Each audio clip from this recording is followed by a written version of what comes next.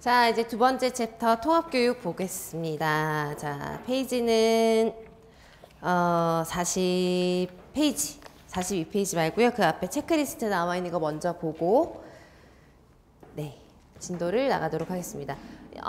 통합교육은 개별화 교육이랑 마찬가지로 너무너무 중요한 영역입니다. 그래서 개별화 교육 계획보다도 훨씬 더 기출도 다양하게 많이 나오고요.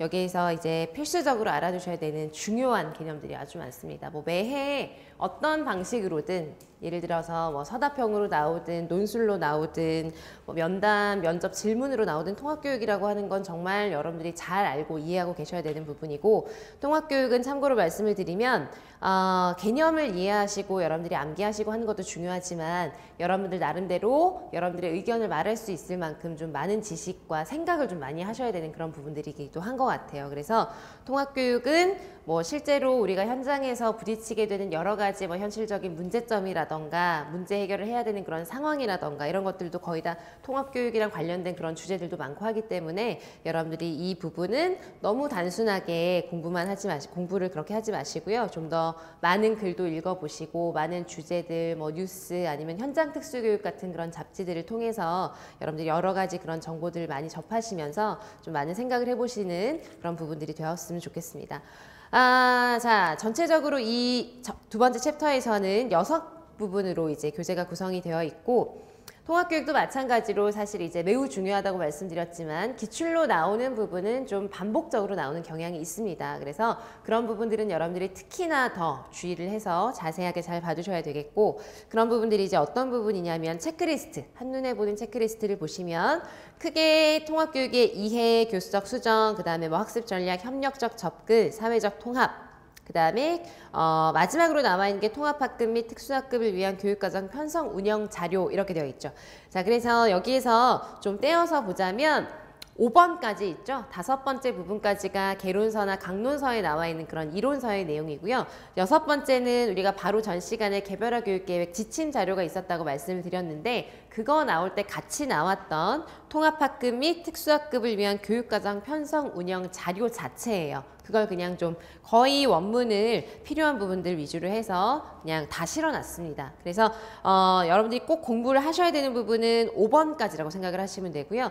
6번째 자료는 국가에서 실제로 통합교육을 어떻게 하여라, 이렇게 해서 하세요 라고 지침을 준 자료라고 생각을 하시면 돼요. 참고해서 보시면 돼요. 이해되시죠? 그리고 이 중에서 여러분들이 기출 출제 영역을 봤을 때 반드시 알고 계셔야 되는 것이 이제 첫 번째 통합교육의 이해에서 법적 근거, 당연히 우리가 개별화 교육계획 법 본 것처럼 법적 근거 자세하게 꼭 알아두셔야 돼요. 기출로 많이 나왔었고요. 그 다음에 01에서 연계적 배치 보이세요? 6번에 요 배치에 대한 사항도 여러분들이 좀 잘 이해하고 계실 필요가 있습니다. 자, 그 다음에 교수적 수정은 통째로 잘 알고 계셔야 돼요. 두 번째 부분에 교수적 수정 매해 나옵니다. 매해 뭐 어떤 방식으로든 부분적으로든 아니면 문제 상황으로 주어지든 이 부분은 항상 다뤄지는 부분이니까 잘 알아두셔야 되고요. 또 하나 굉장히 중요한 게 바로 통합이라고 하는 것은 이제 특수교육의 어떤 부분이 뭐 부분적으로든 전체적으로는 어쨌든 일반 교육이라는 부분이랑 같이 가야 되는 거잖아요. 그렇죠? 그래서 뭐가 굉장히 중요하냐면 협력이 되게 중요한 거예요. 그래서 네 번째 파트에 협력적 접근이라고 되어 있고요. 그 안에 보면 여러 가지 협력에 대한 개념이 나와 있는데 그 중에서도 협력 교수 보이시죠? 협력 교수가 보이실 거고, 그 다음에 또 협력이 5번의 사회적 통합도 결국은 협력에 대한 얘기를 많이 다루고 있습니다. 그래서 여기에는 지금 자세하게 이제 카테고리가 나와 있지 않은데 하위 영역에 뭐가 나와 있냐면 이제 5번에 보면 뭐 장애 이해 활동이라던가 협동학습이라던가 또래 교수에 대한 자세한 내용들이 다뤄져요. 그런 것들을 여러분들이 이제 잘 알아두셔야 되는 겁니다. 그래서 요약하면 통합교육 같은 경우도 우리가 뭐 기출에 대한 것만 보자라고 해서 꼭 봐야 되는 게 뭐냐라고 한다면 통합교육 파트에서 법적 근거 이제 표시하셨으니까 뭐 따로 안 쓰셔도 되는데 요약을 좀 해드리면 법적 근거 자세하게 알아두셔야 되고요. 그 다음에 교수적 수정. 이것도 통째로 교수적 수정에 많은 내용이 들어가는데 교수적 수정의 개념, 절차, 뭐 유형 자세하게 알아두셔야 되고, 그 다음에 협력에 대한 거. 그래서 크게 아주 중요한 주제, 테마는 이렇게 볼 수가 있겠고요. 협력 같은 경우도 여러분들 이해하실 때 어떻게 이해를 하시면 되냐면 협력을 교사만 한다고 해서 학생들만 한다고 해서 되는 게 아니겠죠. 교사들끼리 하는 협력의 대표적인 방법이 바로 뭐냐면 협력 교수가 될 것이고요. 학생들끼리 협력을 하는 형태로 우리가 설명을 할 수 있는 게 바로 협동 학습이라던가 또래 교수 이런 것들이 있어요. 그래서 얘네들이 거의 매해 기출로 꾸준하게 나오고 있고 특히나 최근에는 협동학습이나 또래교수 이런 것들도 이제 구체적인 유형이나 이런 걸 여러분들이 구분을 하셔야 돼요. 그래서 법적인 건 우리가 첫 시간에 개별화 교육계획 본 것처럼 그렇게 자세하게 구분해서 이제 정리를 해주셔야 되고 교수적 수정 같은 경우는 교수적 수정이란 과연 무엇인지 정의 그 다음에 교수적 수정을 하게 되는 절차, 그 다음에 구체적인 유형에 따른 것들 5가지 유형이 있거든요. 그래서 5가지 유형에 대한 아주 구체적인 것들을 알아주셔야 되고 특히나 교수적 수정은 시험 문제에서 이런 개념을 직접적으로 묻기도 하지만 문제 상황으로 주는 경우가 굉장히 많아요. 그래서 교수적 수정 같은 경우는 특히나 뭐 사례 분석이라던가 아니면 예시 이런 걸 여러분들이 개론서나 강론서나 뭐 여러 가지 상황 속에서 많이 봐주시면 정말 도움이 많이 되실 겁니다. 그 다음에 협력에 있어서 협력 교수라던가 협동학습 또래 교수는 다 마찬가지예요. 협력 교수도 그 하위의 유형들이 있고 협동학습도 하위 유형이 있고 또래도 하위 유형이 있거든요. 그래서 얘네들이 뭔지는 여러분들이 아실 테고 유형별 특징을 꼭 알아두셔야 돼요.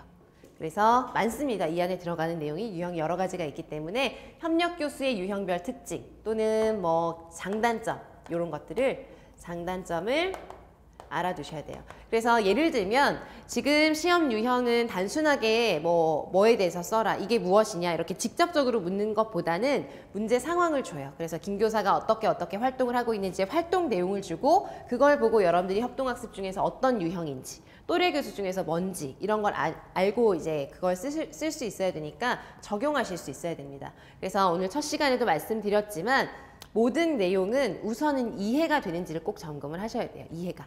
그래서 유형별로 여러분들이 이제 뭐 어떤 사례가 주어졌을 때 그걸 보고 이게 무슨 유형이다 라고 판단하실 수 있으려면 그냥 단순한 암기가 아니라 이해하고 암기하셔야 되는 거니까 저런 점들을 이제 통합교육 파트에서는 반드시 알아두셔야 된다고 생각하시고 이제 보도록 하겠습니다. 자, 먼저 이제 42페이지부터 진행되는 통합교육의 이해 부분에 나와 있는 내용을 보셔야 되겠고 여기에서는 법적 근거와 통합교육에 대한 그런 배경이나 개념 이런 것들이 이제 아주 중요한 내용이 되겠어요. 통합교육은 학부 때도 여러분들이 수업하시면서 아주 중요하게 많이 보셨을 테고 굉장히 좀 친근한 주제이기 때문에 어렵진 않게 느껴지실 겁니다. 자, 그러면 우리가 알고 있는 이 통합교육이라고 하는 것에 대한 법적 근거가 어떻게 정리되어 있는지 장애인 등에 대한 특수교육법에서는 통합교육을 어떻게 하라고 법적으로 보장을 해주고 있는지를 먼저 요약을 해볼게요. 그래서 마찬가지로 법적 조항이 나오기 전에 박스 안에 음영 들어가서 이제 나와 있는 게 바로 이 법에서 통합교육을 어떻게 정의하고 있느냐라는 것입니다. 그래서 법적 근거에서 우선 정의, 통합교육이란 무엇이냐 여기에서 가장 중요한 개념이 뭘까요? 통합교육이란 이라고 해서 간단하게 한 줄로 나와 있는데 여기에서 가장 중요한 것은 무엇이냐면 통합교육은 왜 통합교육을 하려고 하는 것이냐면 장애가 있는 특수교육 대상자들이 장애가 있음에도 불구하고 무엇을 받지 않고 교육을 받을 수 있도록 하는 걸까요? 차별이 없어야 되는 거예요. 그래서 법적 근거에서 이제 뭐 미사 여구들이 있고 하지만 중요한 것은 차별이 없는 교육을 받을 수 있도록 하기 위해서 통합교육이라는 개념을 만들어 놨다고 이해를 하고 계셔야 되겠습니다. 그래서 이게 되게 중요한 게 뭐냐면 장애 학생들은 어떤가요? 굉장히 장애의 특성도 다양하고 영역도 다양하고 너무너무 다양하잖아요. 그렇죠? 그런 학생들에게 차별 없이 교육을 개개인에게 적용하려면 필요한 게 그래서 개별화 교육이 되는 거고 그래서 우리가 앞으로 하게 되는 교수적 수정도 해야 되는 것이고 그래서 참여시킬 수 있도록 하기 위해서 협력도 해야 되는 거예요. 그래서 통합교육이라고 하는 건 모든 학생들이 차별받지 않는 그런 교육을 받도록 하는 것이다 라는 그런 개념을 항상 머릿속에 이제 넣어두시고 보시면 되겠습니다. 그래서 정의의 원문을 한 번만 체크해 볼까요? 특수교육 대상자가 어디에서? 일반 학교에서. 그죠? 일반 학교에서라는 말은 배치된 환경 자체가 무슨 환경이라는 말이냐면 통합 환경이라는 거예요. 분리가 된 게 아니죠? 분리가 되었냐 통합되었냐 이렇게 얘기를 할 수가 있는데 일반 학교에서라고 하는 말은 통합된 환경이라는 거죠. 거기에서 무엇을 받지 않고 차별받지 않고 또래와 함께 개개인의 교육적 요구에 적합한 교육을 받는 것이다. 라고 제2조의 정의에 보면 나와 있어요. 그러면 이제 22 정의는 법에 보면 제일 앞부분에 정의라고 해서 제2조의 모든 용어에 대해서 정의를 해놓은 부분이고요. 이 통합교육이라고 하는 건 구분해 보시면 법 제21조에 나와 있는 내용이 되겠습니다. 통합교육은 아까 제가 이제 말씀드렸다시피 법이 있고 뭐가 있다고 했죠? 시행령이 있고 규칙이 있는데 법 있고 통합교육에 시행령이 나와 있는 거예요. 이해되시죠? 자, 그럼 이거를 좀 이제 정리를 해서 보자면 통합교육이라고 하는 것은 이제 첫 번째로 뭐가 나오냐면 통합교육이 지금 이런 차별받지 않는 교육을 이제 개개인에게 적합한 교육을 제공하기 위한 개념이죠. 그러한 통합교육의 이념을 실현해야 된다라는 그런 개념을 법적인 조항의 첫 번째 내용으로 제시를 하고 있습니다. 그래서 이러한 통합교육의 이념을 실현해야 되는데 이건 누가 해야 될까요? 누가 한다고 되어 있죠? 학교장이 하는 거예요. 그 대상자가 배치된 각급 학교의 장. 그런데 아까 제가 법을 볼 때 어떻게 해야 된다고 했죠? 의무적인 것도 있고 권장인 것도 있고 그 내용을 끝까지 좀 보셔야 된다고 했는데 이거 같은 경우는 통합교육의 이념을 실현한다. 실현했다 안 했다. 이걸 뭘 어떻게 구체적으로 판단할 수 있는 건 아니잖아요. 그렇죠? 그래서 각급 학교의 장에 노력이 있어야 된다라는 정도로 이제 법적으로 제시를 하고 있는 거예요. 그래서 모든 각급 학교의 장은 특수교육 대상자가 배치가 되면 그 학생의 통합교육의 이념을 실현할 수 있도록 하기 위해서 노력하여야 된다라고 해서 각급 학교의 장의 역할에 대해서 간단하게 언급을 하고 있습니다. 자, 그 다음에 개별화 교육 계획 같은 경우도 개별화 교육을 하기로 했으면 팀 구성하고 IP 작성했죠. 그런 것처럼 통합교육을 실시하게 되면 무엇을 작성하도록 되어 있냐면 통합교육 계획이라고 하는 것을 수립하도록 되어 있어요. 통합교육 계획. 그래서 통합교육 계획을 수립하여야 한다라고 되어 있고 이것도 누가 한다고 되어 있죠? 일반 학교의 장. 일반 학교의 장이 통합교육 계획을 수립하도록 합니다. 근데 이 문장을 이제 나누어서 보실 필요가 있는 것이 뭐가 있냐면 그 법정에 보시면 통합교육 계획 수립을 할 때 들어가야 되는 구성 요소가 있어요. 그러면은 법에는 그냥 문장이 쭉 나열되어 있지만 그걸 세어보면 몇 가지죠? 4가지의 요소가 포함되어야 한다고 구분이 되어 있습니다. 그러니까 이런 걸 보실 때 그냥 문장을 통째로 외우려고 하면 좀 어려우니까 너무 기니까 4가지구나 라고 기억을 하시면 되는 거예요. 통합교육 계획에 포함되어야 하는 구성 요소는 법에서 4가지로 제시하였습니다. 첫 번째가 무엇이냐면 교육과정 조정. 자, 일반 학교의 교육과정을 장애 학생에게 그대로 적용하려고 하니까 여러 문제점이 있고 어려움이 생기는 거예요. 그래서 교육과정을 조정하는 그런 내용을 포함시키자. 또 뭐가 있냐면 일반 학교의 장애 학생을 포함시켜서 차별받지 않는 교육을 하도록 하기 위해서는 보조인력의 도움이 좀 필요한 거예요. 그래서 보조인력의 지원. 보조인력의 지원. 이 보조인력도 사실 지금은 지역별로 좀 명칭이 다양한 거 아시죠? 그죠? 특수교육 보조원, 뭐 실무사, 지도사 이런 식으로 여러 가지가 있는데 그건 여러분들이 나중에 뭐 심층 면접 하시거나 수업 실현하시거나 할 때 그 지원하는 지역에 따라서 여러분들이 좀 생각을 하셔서 보셔야 될 것 같습니다. 아무튼 보조 인력의 지원을 어떻게 할 것인지 그리고 또 하나는 학습, 보조 기기의 지원 교육과정 조정은 어떻게 할 것인지 보조 인력은 어떻게 지원할 것인지, 학습 보조기기 지원은 어떻게 할 것인지, 또 하나는 뭐가 있냐면 통합교육이 정말 잘 혹시나 이제 뭐 실습을 하셨거나 아니면 일을 해보셨거나 하시는 분들, 경험이 있으신 분들은 정말 느끼실 텐데 통합교육이라고 하는 것은 특수교사만 노력을 해서 되는 게 절대로 아니에요. 누구의 노력도 정말 필요할까요? 일반 교사의 인식과 노력과 그런 뭐 여러 가지 지식이라던가 이런 게 필요합니다. 그래서 통합교육이 잘 이루어지기 위해서는 또 반드시 뭐가 포함되어야 하냐면 교원 연수. 그래서 통합교육을 실시하는 데 관련되는 여러 교원들에 대한 연수.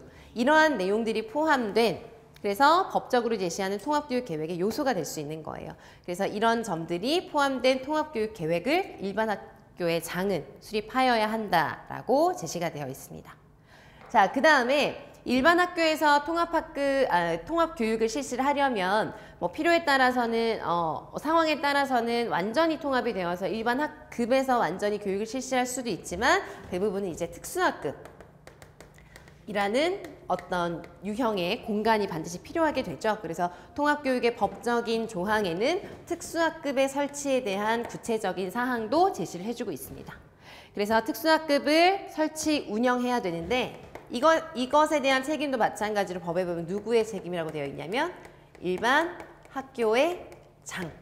일반 학교의 장이 특수학급 설치 운영에 대한 전반적인 책임을 가지고 있습니다. 그리고 거기 보시면은 이제 명에 보시면, 시행령에 보시면 특수학급 설치 운영에 대한 것으로 특수학급의 위치가 어때야 된다라는 것이 나와 있어요. 위치가 여러분들이 그냥 법을 보기 전에 생각하시기에 특수학급은 어떤 데 있어야 좋을까요? 특수학급. 특수학급에는 어떤 학생들이 가냐면 부분적으로 특수교육적 서비스가 필요한 학생들이 가면서도 학년이 정해져 있는 게 아니라 다양한 학년에 다양한 학생들이 오죠. 그렇죠? 그러니까 이제 학생들이 항상 이동을 하기에 용이한, 그리고 화장실을 가거나 세면실을 가거나 할 때에도 이동이 용이한 그런 부분에 위치를 하는 것이 좋겠죠. 물론 현실적으로 그렇지 않은 그런 학교들도 많지만, 그래서 위치를 보시면 법에 뭐라고 되어 있냐면 교내 이동이 쉽고 세면장이나 화장실 등과 가까운 곳에 특수학급을 설치한다라고 해서 위치가 나와 있습니다. 자, 그 다음에 뭐가 나와 있냐면 크기도 제시가 되어 있어요. 그래서 교실의 면적 기준이 66제곱미터거든요. 그래서 66제곱미터라는 크기를 이제 정해놓고 그것에 기준을 두고 설치를 하되 상황에 따라서는 44까지 조정을 할 수가 있어요. 그런 점들이 법에 나와 있고, 또 하나는 뭐가 있냐면 특수학급에서 특수학급을 설치 운영할 때 교재와 교구를 잘 갖추어야 한다라는 내용도 법적으로 제시를 하고 있습니다. 그래서 교재 교구랑 관련을 해서는 이제 거기에도 나와 있지만 크게 어떤 교재 교구를 말하는 것이냐면 학생들이 어떤 교육적인 활동을 할 때 필요한 정보 접근을 위한, 장애 학생들이 장애가 있음에도 불구하고 여러 가지 교육과정에 대한 내용이나 여러 가지 학습에 대한 정보 접근을 할 수 있는 것에 대한 것이 필요하다는 것. 그 다음에 또 하나는 보안, 대체, 기기들. 이런 것들에 대해서 필요한 그런 내용들에 대해서 갖추어야 한다는 교재 교구에 대한 내용이 있어요. 그래서 특수학급을 설치 운영하는 것은 일반 학교의 장애의 어떤 역할이며 위치는 어때야 하는지, 크기는 어때야 하는지, 교재 교구에 어떤 것들이 포함되는지 이런 것들에 대해서 법에서 명시를 하고 있습니다. 그래서 통합교육에 대한 법적인 조항은 요약하면 이렇게 간단하게 보실 수가 있어요. 그래서 간단하게 보실 수 있는 또 하나의 그런 점은 뭐냐면 전부 다 누구의 책임인가요? 누가 하는 것이죠? 주체가 학교장인 거예요. 그래서 통합교육에 대한 이념 실현, 교육 계획에 대한 것, 특수학급을 설치 운영하는 여러 가지 전반적인 사항에 대해서 학교장의 역할이 매우 중요하다. 이렇게 알아주시고 이런 점들은 나중에 이제 하반기에 정리해 두시고 암기하시면 되겠습니다. 그래서 통합교육의 법적 근거는 이렇게 보실 수가 있는 거예요. 그래서 구체적인 그 원문은 여러분들이 42페이지에 나와 있는 거 읽어보시고 추가적으로 이해를 하시면 되겠습니다. 자, 그래서 이러한 법적인 근거에 따라서 특수교육 대상자는 통합교육을 받을 수 있는 그런 권리가 생기는 것이고요. 그 다음에 나와 있는 건 무엇이냐면 우리가 지금 현재 강조하고 있는 통합교육이라고 하는 그런 개념들이 여러 가지가 있습니다. 그러니까 통합교육을 말할 때 사용하는 여러 가지 개념 또는 용어라고도 할 수 있겠는데 이걸 여러분들이 보시면 통합교육이 역사적으로 어떤 식으로 쭉 이어져 왔는지를 좀 이제 생각을 해볼 수 있는 그런 용어들이기도 하죠. 그래서 책에 보시면 43페이지 표에 나와 있는 그런 내용들이 되겠고요. 여러분들이 보시면 통합교육을 설명할 때 우리가 흔히들 많이 보는 그런 용어들이에요. 근데 약간씩 그 용어들이 설명하고 있는 키포인트가 조금씩 다르며 초점이 좀 달라요. 그래서 여러분들이 용어에 대해서 워낙 중요한 개념이기 때문에 한 번씩 이해를 해두실 필요가 있습니다. 첫 번째로 나와 있는 것이 바로 무엇이냐면 정상화의 원리라고 하는 거 많이 들어보셨죠? 그렇죠? 책에서도 많이 보셨을 테고 정상화의 원리라고 하는 것은 무엇이냐면 특수교육을 받는 장애 학생들도 가능한 한 정상화의 원리를 설명할 때 항상 많이 나오는 게 뭐냐면 이제 완전히 그렇게 될 수는 없지만 가능한 한 최대한 가능한 한 학생들이 어떤 방식으로 정상적인 사실 이런 표현이 조금 우리가 생각하기에는 그렇다면 우리 뭐 비정상이야? 이렇게 생각을 할 수도 있겠죠. 그렇죠? 그래서 표현이 약간 그렇긴 합니다만 이 말은 이제 일반적이라는 뜻이에요. 가능한 한 정상적으로, 가능한 한 일반적으로, 가능한 한 그러니까 보편적인 그런 방법으로 그러한 방법으로 이제 일반적인 그런 사회에 참여할 수 있도록 하자라는 개념이 바로 정상화의 원리가 되겠습니다.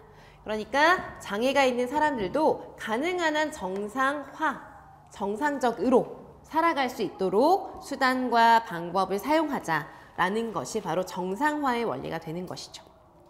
그래서 이게 굉장히 대표적인 어떤 통합교육을 설명해 주는 그런 용어로 사용이 되기도 합니다. 근데 최근에는 더 많은, 더 적극적인 어떤 통합을 이제 더 강조하는 그런 경향이 있기 때문에 약간 이제 좀 분리를 전제로 하는 그런 개념이라서 최근에 완전 통합과는 또 분리를 해서 또 설명이 되는 것이긴 합니다만 굉장히 통합교육이 무엇이냐라는 걸 설명을 할 때 많이 사용되는 용어 중에 하나이죠.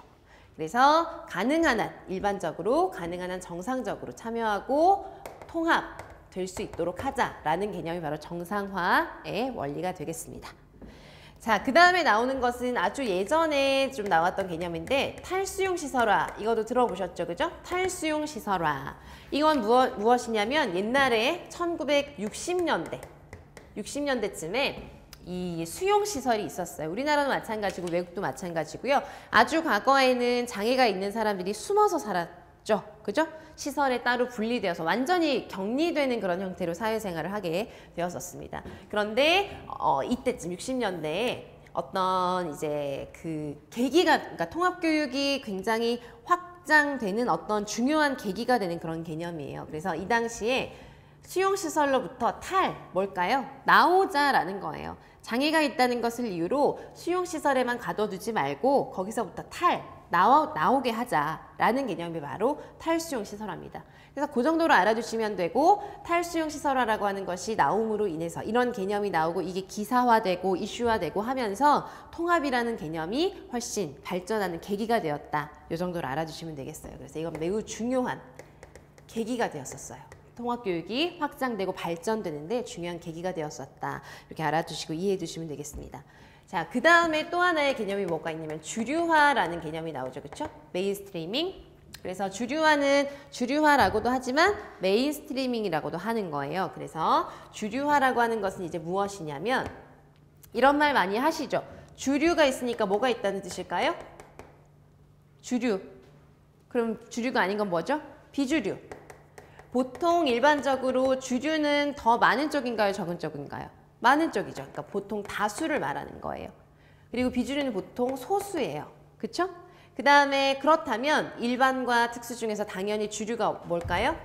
일반 교육은 주류이고 특수교육은 비주류라고 보는 입장인 거예요. 그래서 주류화하자는 거니까 뭘까요?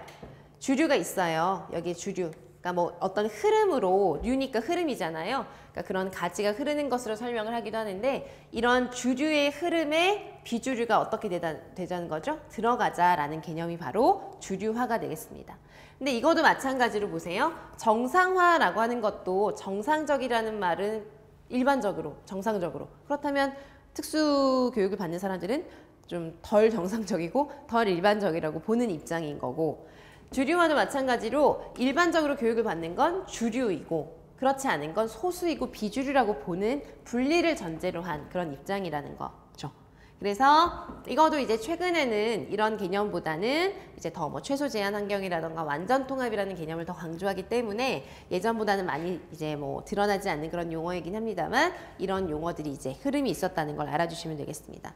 자, 그 다음에 또 하나는 무엇이 있냐면 일반 교육 주도라고 하는 것이 있죠. 일반 교육 주도. 자, 이거는 뭐냐면은 뭐 특별히 교육적인 의미라던가 아니면 통합을 어떻게 할 것이냐라는 그런 뭐 근본적인 어떤 개념에서 출발한 것이라기보다는 주류화라고 되어 있으니까 이거는 방금 말씀드렸다시피 일반이랑 특수를 분리해 놓고 생각을 했죠. 그러니까 같은 학생을 대상으로 교육을 하더라도 일반도 있고 특수도 있고 한 거예요. 그러니까 교육 현장에 일반 교육하는 쪽이 있고 특수 교육하는 쪽이 있고 하다 보니까 비효율적이라는 거죠. 운영을 하는 데 있어서, 교육을 하는 데 있어서 비효율적인 어떤 면이, 비효율성이 생긴다. 그래서 그러한 우리가 교육을 어차피 하는 것인데 그걸 굳이 두 부분으로 나누어서 운영을 하다 보니까 뭐 겹치기도 하고 중복이 되기도 하고 효율적이지 못한 그런 부분들이 생기더라. 그래서 비효율성을 극복하려는 그런 개념에서 생긴 게 일반 교육 주도예요. 그래서 그냥 구분하지 말고 일반 교육에서 그냥 알아서 하자라고 주장을 하는 개념이 바로 일반 교육 주도이고요. 따라서 이것은 교육적인 차원에서의 개념이라기보다는 행정적인 차원에서 만들어진 개념이라고 생각하시면 되겠어요. 그러니까 행정을 좀 더 그냥 편하게 하려고 하기 위해서 만들어진 개념이라고 보시면 되겠습니다. 자, 그 다음에 또 하나가 무엇이냐? 최소 제한 환경. 이것도 여러분들이 잘 알고 계실 거예요. 최소 제한 환경이라고 하는 것도 이제 무엇이냐면 좀 더 이제 통합을 더 많이 해야 되고 통합을 더 강조하고 제한을 최소한으로 해야 된다라는 그런 개념으로 좀 발전된 개념이긴 합니다만 어쨌든 제한이 불가피하다라는 그런 개념이 좀 깔려 있죠. 그죠? 장애 학생들에게는 제한을 할 수밖에 없다는 그런 보이지 않는 그런 개념이 깔려있는 용어라고 볼 수 있겠습니다. 그래서 장애 학생들에게 무언가 환경적으로나 방법적으로나 뭐 내용적으로나 어떤 것을 제한해야 되고 분리해야 된다면 그것을 최소한으로 하자라는 개념이 바로 최소 제한 환경이고요. 이 용어가 중요한 것은 미국 장애인교육법에서 이것을 법적 용어로 사용하였기 때문에 더 많이 사용되고 더 많이 강조가 되는 그런 개념이에요. 그래서 최소 제한 환경이라면 그냥 최소한의 분리. 반드시 필요 이상의 분리는 절대로 하면 안 된다는 거예요. 최소한의 분리만을 해야 된다. 최소한으로만 제한을 해야 된다. 나머지는 다 통합해야 된다라는 걸 강조하는 개념이라고 보시면 되겠습니다. 마지막으로 완전 통합이 있어요. 마지막으로 완전 통합이라고 하는 것이 있는데 이거는 아주 설명하는 책들을 보면 급진적인 어떤 개념이다. 그리고 현실적으로는 완전히 통합을 하는 게 어려운 점이 많기 때문에 현실적이진 못하다. 그런 여러 가지 설명들이 있지만 우리가 결국은 궁극적으로 특수교육이 많이 발전하고 장애 학생들에 대한 그런 여러 가지 개선되어야 하는 사항이나 이런 것들이 많이 갖춰진다면 완전 통합을 하면 정말 좋겠죠. 그렇죠? 그래서 통합의 거의 궁극적인 목적이라고 생각을 하실 수 있는 이제 개념이라고 보시면 되겠습니다. 그래서 이거는 우리가 보통 얘기하는 일반적으로 법적으로나 이론적으로 이게 얘기하는 통합의 어떤 근본적인 개념의 통합. 그러니까 말 그대로 정말 통합을 할 수 있도록 하자라는 게 바로 완전 통합이에요. 그래서 완전 통합은 뭐냐면 처음부터 장애가 있는 학생, 장애가 없는 학생 이렇게 분리해서 생각하지 않아요. 그냥 모두 다 같은 학생이라고 생각을 하는 거예요. 아시겠죠? 그래서 그렇게 하다가 만약에 필요한 부분이 있으면 그냥 부분적으로 특수교육 서비스를 제공하자. 그래서 부분적으로 서비스를 제공하는 것이면 충분하다. 서비스 제공을 하자. 하지만 처음부터는 분리하지 말자라는 개념이 바로 완전 통합이 되겠습니다. 그래서 여러분들이 지금은 여기에서 이렇게 각각의 개념을 알아두시는 것도 중요한데 여기에서 또 하나 중요하게 뒤에 이제 책에도 나오는 것인데 알아두실 것이 있는 것이 이 지금 6개가 있죠? 6개를 크게 두 부분으로 나눌 수가 있어요. 이렇게 5개, 그리고 이렇게 1개. 두 가지로 나눌 수가 있어요. 자리가 없으니까 이렇게 할게요. 정상화의 원리 탈수용 시설화, 일반 교육 주도에서 최소 제한 환경까지 하나의 개념, 그 다음에 완전 통합이 하나의 개념. 이렇게 해서 구분이 되는 개념이에요.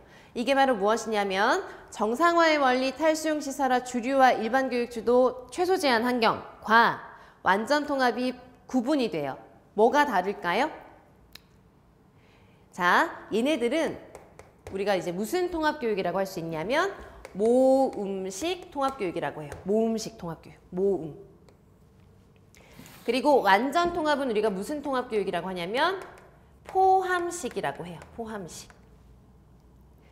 자, 모음식이라는 거 글씨가 좀 모음식.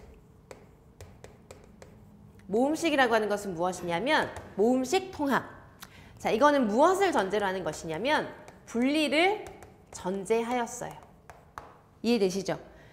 정상화의 원리, 탈수용 시설화, 주류와 일반 교육 주도, 최소 제한 환경은 전부 다 특수랑 일반은 처음부터 분리된 거다라고 생각을 한 거예요. 그래서 그것을 모아가는 게 통합이다라고 보는 모음식 통합인 거예요. 그래서 분리를 전제했기 때문에 예를 들어서 그림으로 나타내자면 일반 교육은 일반 교육대로 처음부터 애초에 따로 있고 특수는 특수대로 따로 있는 거예요. 그래서 얘네들을 이렇게 모으는 게 바로 통합이다 라고 보는 게 모음식 통합교육이 되는 거예요. 그러니까 이건 완전한 의미의 통합이 아니죠. 그렇죠? 처음부터 분리해놓고 그냥 합쳐주는 거라고 생각을 하는 것이기 때문에 지금 우리가 강조하는 완전 통합이랑은 다른 분리를 전제로 하는 모음, 따로 떼어진 걸 모으는 거예요. 모음식 통합교육이 되는 거고요. 포함식 통합교육이라고 하는 것은 처음부터 분리하지 않아요. 처음부터 다 포함하는 거예요. 교육의 어떤 현장이라는 곳에는 이게 일반이라고 할게요. 일반 교육, 동그라미. 특수교육이 필요한 학생. 이렇게 다 포함되어 있는 거예요.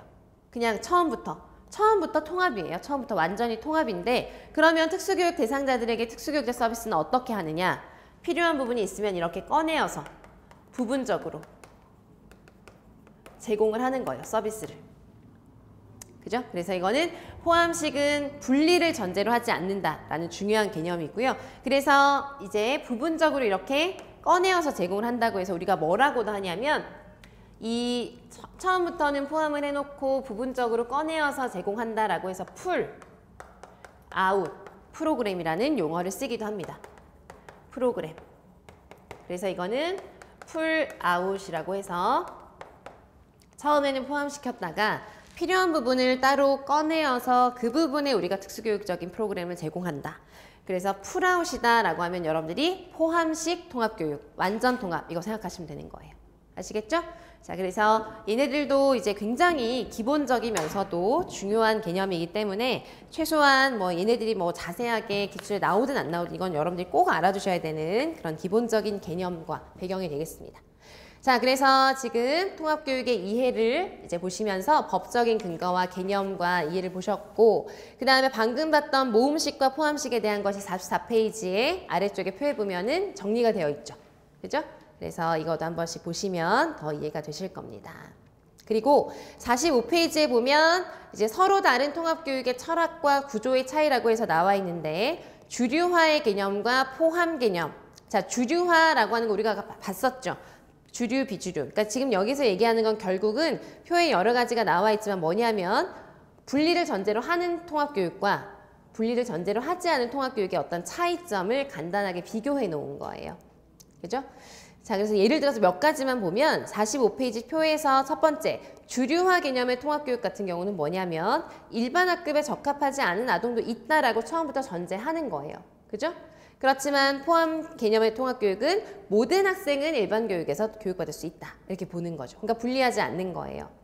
자, 그 다음에 주류화 같은 경우는 교수의 주도자는 교사가 되는 것이고 포함 개념은 주도적인 책임을 이제 공유한다라고 되어 있죠. 그래서 그런 여러 가지 시각의 차이가 나와 있습니다. 그래서 45페이지에 나와 있는 표는 뭐 암기하시거나 이럴 필요는 없고요. 여러분들이 지금 보신 용어만 잘 이해하시면 한 번씩 쭉 읽어보시면 자연스럽게 이해가 되시는 그런 예시라고 보시면 되겠습니다. 자, 하나만 더 언급을 해드리면 44페이지에 필요성이 나와 있죠. 통합교육의 필요성. 이것도 뭐 딱히 뭐 여러분들이 막 암기하실 내용은 아닌데 이것도 마찬가지로 논술 같은 거 쓰실 때 아니면 면접하실 때 왜 통합교육이 필요한지 얘기해라. 이 학생에게 통합교육이 왜 필요한지를 법적으로, 교육적으로 아니면 뭐 윤리적으로 논하여라. 이런 주제가 충분히 가능할 수 있거든요. 그래서 그런 걸 쓰실 때 키워드가 되실 수 있는 그런 내용이니까 표시해 두시고 봐주시면 되겠습니다. 법적으로 논하여라 만약에 그런 주제가 나오면 법적 근거를 구체적으로 쓰셔야 되는 거예요. 만약에 주제로 나오면 사회윤리적으로는 사회적인 태도, 사회적인 인식 아니면 사회적인 분리에 따른 여러 가지 문제점 뭐 소외되는 것들 뭐 이렇게 뭐 그런 주제들 있죠. 현실적인 그런 주제들을 가지고 당위성 왜 필요한지 논하실 수가 있겠고 교육 성과적으로도 비장애 학생들이 장애 학생과 교육을 받는다고 해서 효과가 떨어지는 게 절대 아니거든요. 그래서 그런 학습 효과적인 면에서나 장애 학생의 어떤 여러 가지 학습을 위해서 필요하다. 그런 점들을 논하시는 것이죠. 참고로 해서 나중에 표시해 두시고 보시면 되겠습니다. 그리고 지금 통합교육을 하다 보니까 계속 그런 큼직큼직한 주제가 나와서 생각나서 말씀을 드리는 건데 이것도 이제 설명회 이제 영상을 혹시 안 보셨거나 하시면 보시면 이제 아실 텐데 여러분들이 이제 중등이신 경우는 뭐 중등 2차 그 전공의 논술형 문제가 있죠. 이제 초등이신 교직 논술이 있잖아요. 그렇죠? 그런 논술에 대한 준비는 단기간에 될 수가 없어요. 그래서 여러분들이 통합교육 보시거나 개별화 교육 보시거나 아니면 우리가 오늘 내일 뭐 내일이랑 다음 주에 보게 되는 행동수정에서 뭐 긍정적 행동 지원 이런 논술 주제로 나올 법한 그런 얘기들이 나올 때 여러분들이 기출 문제를 가지고 한 번씩 써보시는 것도 필요하고 한 번씩 그런 거에 대해서 지금 1, 2월 중에 점검을 좀 하셨으면 좋겠어요. 왜냐하면은 글을 쓰는 그런 문제 같은 경우는 개인차가 굉장히 커요. 제가 첨삭을 여러 번 해보면. 그래서 글을 원래 좀 잘 쓰시는 분들은 공부만 열심히 하셔도 그 글을 좀 어느 정도 쓰시는 분들이 계신가 하면 글에 대한 좀 뭐랄까요, 뭐 스킬이 좀 부족하시거나 하면은 많이 알고 있는데 그런 걸 잘 표현하지 못하셔서 점수를 많이 못 받으신 분들도 계시더라고요. 그래서 여러분들 그건 개인차가 있으니까 지금 이런 주제를 다루는 그런 챕터 공부를 하실 때 넘기다가 아 이런 게 논술 주제가 되겠다, 아니면 이런 것들이 뭐 면담 주제가 될 수 있겠다, 이런 것들은 써보시고 말해보시고 하는 것들을 해보셔서 어떤 점들이 나한테 좀 필요한지, 뭘 좀 대비해야 되는지를 좀 판단하셔서 좀 미리미리 좀 해주셔야 됩니다. 특히나 그런 것들은 나중에 뭐 7, 8월 되고 하반기 되면 정말 거기에 시간을 쏟을 여력이 정말 없거든요. 그래서 상반기에 시간이 좀 있을 때 그런 것들을 좀 대비를 해주셔야 되니까 그런 것들도 좀 생각하시면서 보시면 좋겠습니다. 자, 그래서 이제 내용은 여러분들이 이제 그 용어의 규정까지 보셨고요. 이제 46페이지로 와서 보시면 뭐 유형에 대한 그런 여러 가지 내용들도 나오죠. 얘네들도 이제 유형이 여러 가지로 나뉘어지는데 통합 수준에 따른 유형, 요거만 간단하게 보셔도 되겠어요. 통합 수준이라고 하는 것은 자, 어떤 학생이 A 학생이 통합이 되었습니다. 어떤 특수학급에 일반 학급에 통합이 되었는데 그 학생이 통합되었다고 해서 정말 통합교육을 잘 받는다고 할 수 있을까요? 아니겠죠. 통합교육을 어떻게 실시하느냐에 따라서 통합이 얼마나 잘 되었는지가 달라지는데 그런 걸 설명할 수 있는 그런 용어라고 보시면 돼요. 첫째, 물리적 통합은 뭘까요? 물리적이라는 말은 앞으로 여러분들이 공부하시면서 계속 많이 보시게 되는 건데, 물리적 환경이라고 하는 거는 정말 말 그대로 우리 주변에 이런 배치, 교실이 어디에 있는지, 책상이 어디에 있는지, 나의 자리가 어디에 있는지 이런 환경을 말하는 거예요. 건물은 어디에 있는지. 물리적인 통합은 그 학생이 그냥 그런 물리적인 환경에 배치되었다는 겁니다. 그럼 물리적인 환경에 배치되었다고 해서 그 학생이 또래들이랑 잘 지낸다고 보장할 수 없죠. 그 학생이 교육을 잘 받는다고 볼 수 없죠. 따라서 용어적으로도 통합이 되어야 하고요. 용어적이라고 하는 것은 명칭을 차별을 의미하는 그런 명칭을 써서는 안 된다는 거예요. 행정적인 통합. 장애 학생도 일반 학생과 마찬가지의 법적 체계와 교육적 체계 안에서 교육을 해야 된다는 의미. 사회적 통합, 사회적 접촉이 활발해야 통합이 됐다는 의미. 교육과정 통합이라고 하는 것은 일반 학생과 마찬가지의 그런 교육과정 체계 내에서 교육을 받아야 통합이 되었다는 의미. 심리적인 통합은 사회적으로 물리적으로 통합이 되었다고 하더라도 그 주변의 또래 학생들이 그 장애 학생을 우리 반 학생이라고 인식하지 않고 같이 놀아주지 않으면 심리적인 통합이 안 됐다고 볼 수 있는 거예요. 이해되시죠? 그래서 그런 여러 가지 통합의 어떤 수준, 통합이 얼마나 되었느냐, 어떤 면에서 어떻게 되었느냐를 설명할 때 사용하는 게 바로 물리적, 용어적, 행정적, 사회적, 교육과정적, 심리적 통합이다. 그런 용어의 이해로 보시면 되겠죠? 어렵지 않으니까 바로 이해되셨을 것 같습니다. 자, 그 다음에 이제 통합교육의 이해 부분에서 마지막 부분은 통합교육의 배치가 되겠습니다. 배치. 장애 학생의 어떤 특성이나 아니면 장애 유형이나 장애 학생의 어떤 개별적인 특성에 따라서 일반 학급에 배치가 될 수도 있을 것이고요. 심한 경우에는 특수 학교에 가서 교육을 받을 경우도 있겠죠. 그래서 그런 배치의 어떤 형태들을 우리가 이제 연계적 배치라고 해요. 연계적 배치.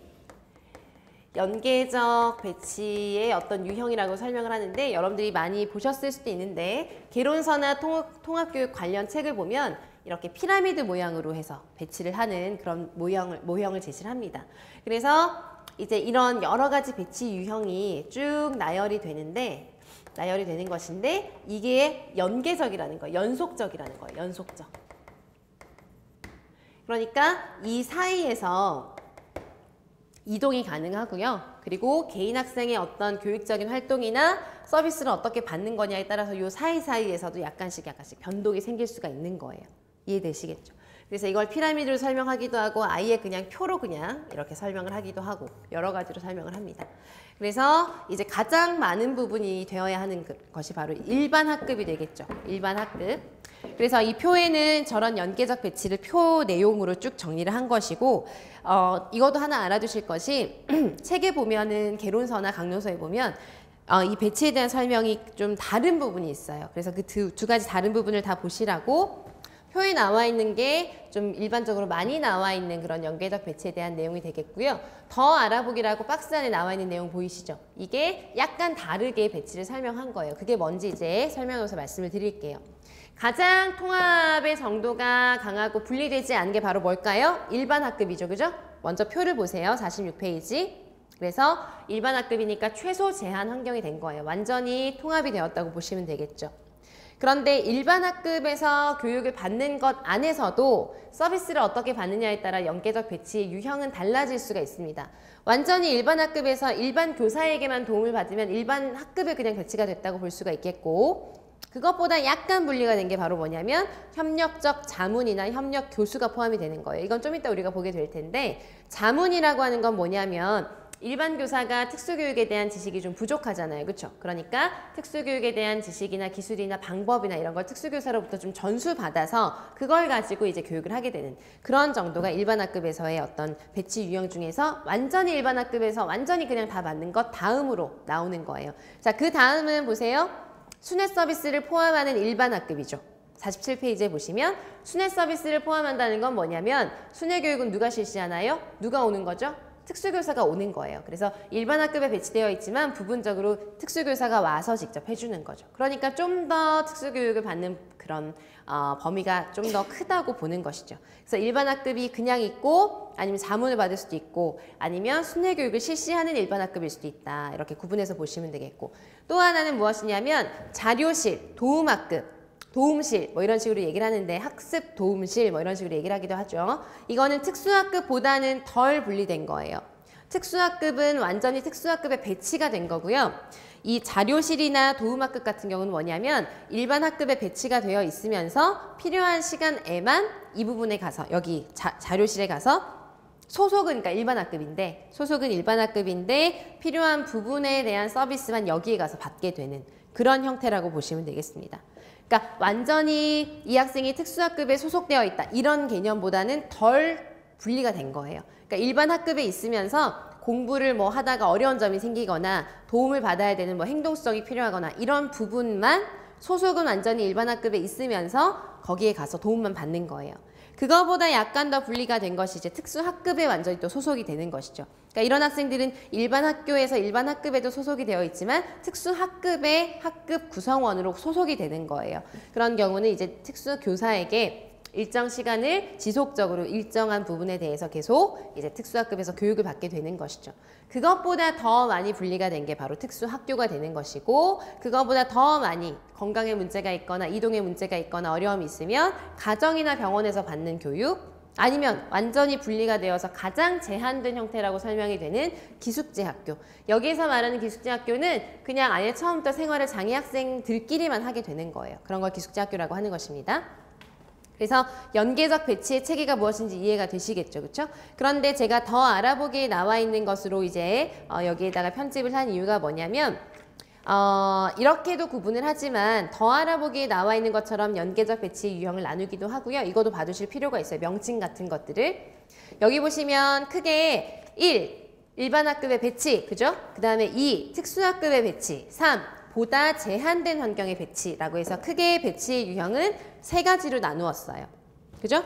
그리고 일반 학급에 배치가 되는 경우도 우리가 표에서 본 것보다 더 구체적으로 세분화하였습니다. 그래서 완전히 일반 학급에 있는 경우, 넘어가서 자문교사에게 도움을 받는 경우, 전문가에게 직접적으로 도움을 받는 경우, 협력교수하는 경우, 학습 도움실이나 순회 서비스를 받는 경우 이런 식으로 나누는 거예요. 자, 보시면 우리가 바로 앞에 표에서는 일반 학급이 쭉 나오다가 일반 학급과 특수학급 사이에 도움실이 있었죠. 그런데 이 책에서는, 이 자료에서는 일반 학급에 소속되어 있는 것의 하위 유형으로 도움실에서 서비스를 받는 일반 학급, 이런 식으로 이제 구분을 한 거예요. 그러니까 이렇게 구분을 하는 그런 체계도 있다는 건 알아주시고, 그 다음에 또 하나, 특수학급에 들어가는 경우도 우리가 표에서 본 건 그냥 특수학급이다 라고만 했지만 특수학급에서도 우리가 부분적으로 시간제로 있는지 전일제로 있는지에 따라서 그 정도가 달라지죠. 그래서 특수학급에 배치가 되는 경우도 시간제, 아니면 사회적 상호작용을 하는 전일제, 아니면 완전히 특수학급에만 있는 전일제, 이런 식으로 구분이 되는 거예요. 이런 것들도 이제 때에 따라서는 뭐 A 학생이 이런 상황에 배치가 되었다. 이게 연계적 배치 유형 중에서 어디에 속하느냐라는 식으로 질문이 있을 수가 있습니다. 그러니까 여러분들이 어떤 상황에 따라서 구분이 되는 그런 용어들이나 배치 유형을 나타내는 그런 명칭이나 이런 것들 좀 알아두시면 좋을 것 같아요. 자, 그 다음에 보다 제한된 환경 배치를 보시면 약간 앞부분이랑 차이점이 있는 걸 보실 수가 있습니다. 앞부분에서 이제 특수학교 다음에 앞부분에서 표에서는 병원이나 시설이 나오고 그 다음에 기숙제학교가 나왔었거든요. 그죠? 그런데 이 자료에서는 특수학교 다음에 기숙제학교가 나오고 그 다음에 병원이나 시설이라고 되어 있는 거예요. 그래서 이거는 이제 실제로 기숙제학교에 있다고 해서 무조건 병원이나 시설보다 더 분리되었다 또는 덜 분리되었다 이렇게 볼 것이 아니라 기숙제학교에 있으면서도 부분적으로 뭔가 뭐 서비스를 받을 수도 있는 것이고요. 병원에 있으면서도 부분적으로 또 병원 학교를 나갈 수도 있고 여러 가지 상황들이 있죠. 그러니까 배치가 되어 있는 물리적인 배치는 물론 기숙제랑 병원시설이 둘 다 굉장히 제한적인 그런 형태인데 그 안에서도 어떤 얼마만큼 영구적인지 얼마나 시간을 많이 보내게 되는지 이런 세부적인 사항에 따라서 배치적인 유형의 어떤 체계가 이 사이에서는 약간씩 변동 가능하다는 것 이렇게 알아두시면 되겠습니다. 이해되시겠죠?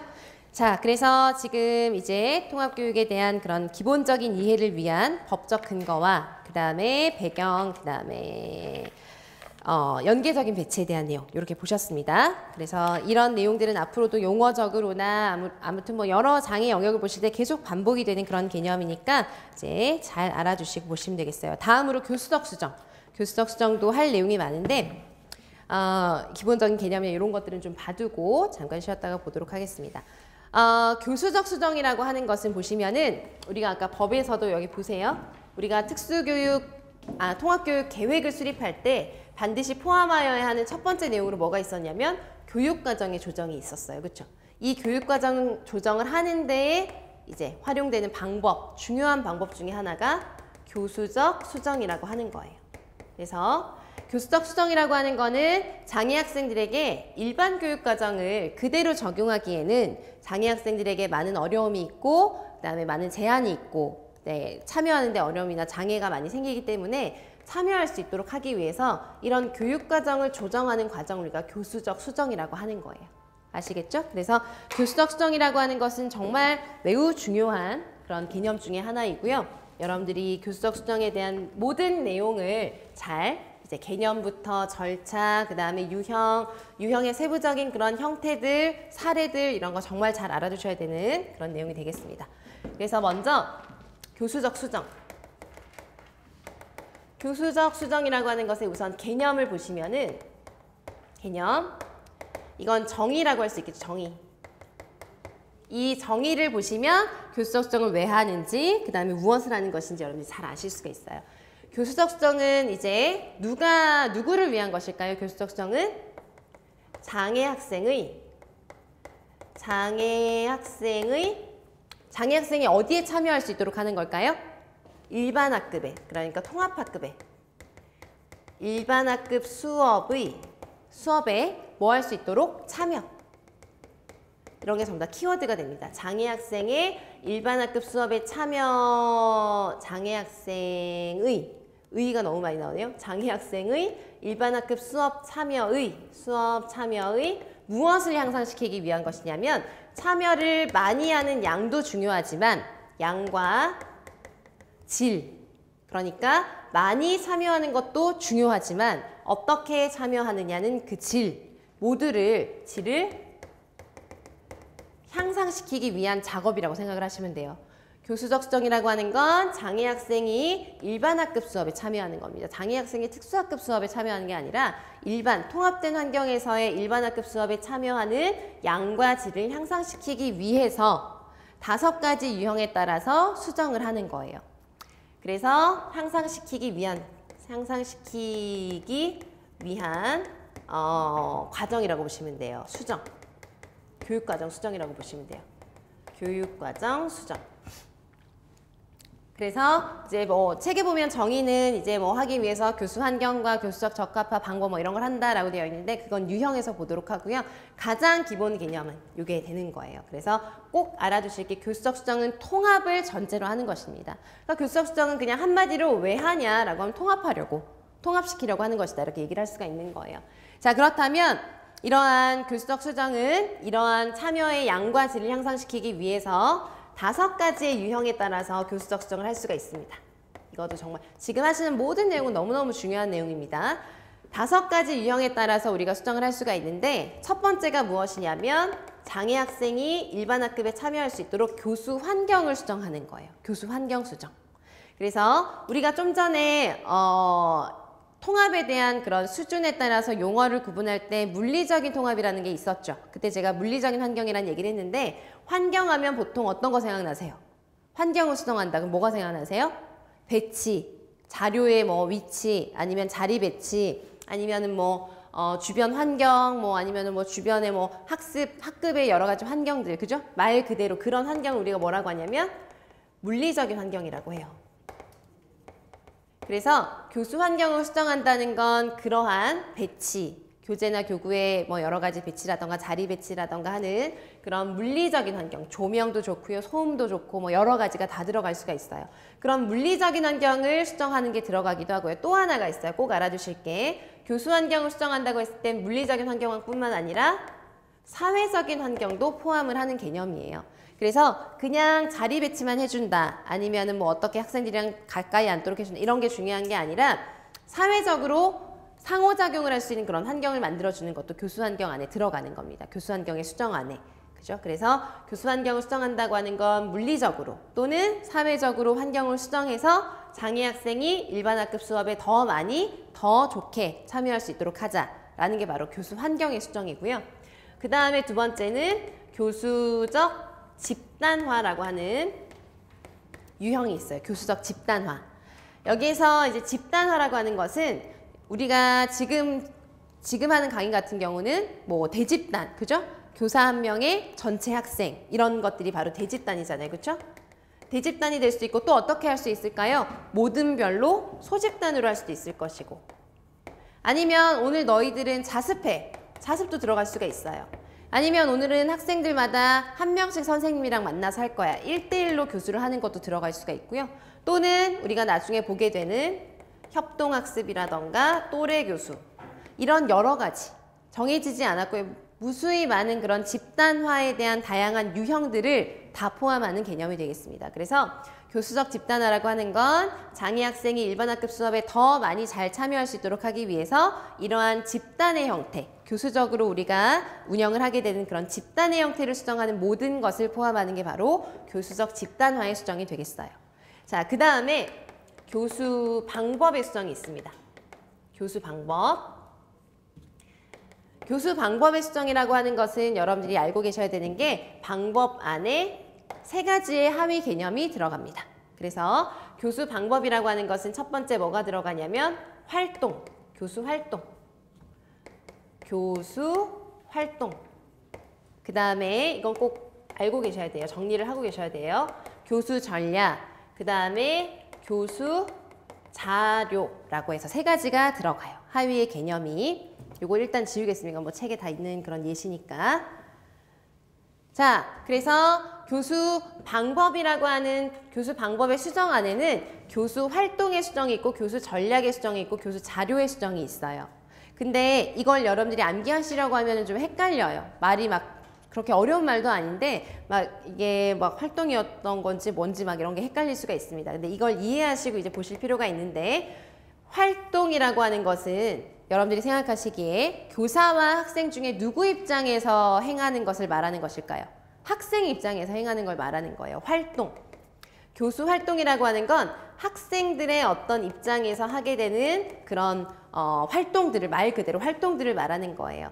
하지만 전략은 누가 사용하는 것일까요? 교사가 사용하는 전략들을 말하는 거예요. 이해되시죠?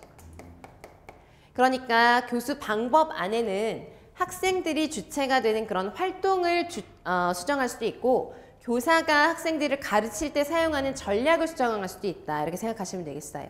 이해되시겠죠? 그래서 활동을 수정한다는 것은 이제 어떤 식으로 할 수 있는 것이냐면은 활동은 학생들이 실제로 하는 거잖아요. 그렇죠? 그러니까 학생들이 좀 더 잘 참여할 수 있도록 하기 위해서 뭐 예를 들어서 수업의 길이라던가 차시를 좀 조절할 수도 있을 것이고요. 차시를 좀 더 늘려서 더 구체적으로 이렇게 나누어서 할 수도 있을 것이고 아니면은 일반 학생들은 한 단계로 끝내는 것을 좀 더 작은 단계로 나누어서 활동을 제시할 수도 있을 것이고요.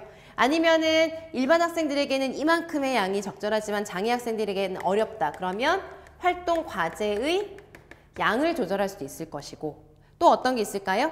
좀 더 쉽게 쉬운 활동 아니면은 좀 더 구체적인 활동 추상적이거나 애매한 그런 활동이 아니라 그냥 구체적으로 직접적으로 하는 그런 활동으로 수정을 해준다던가 아니면 말 그대로 활동 중심적으로 일반 학생들은 뭐 책을 보면서 자료를 보면서 습득을 하고 학습을 한다면 장애 학생들은 활동 중심적으로 해주는 거예요.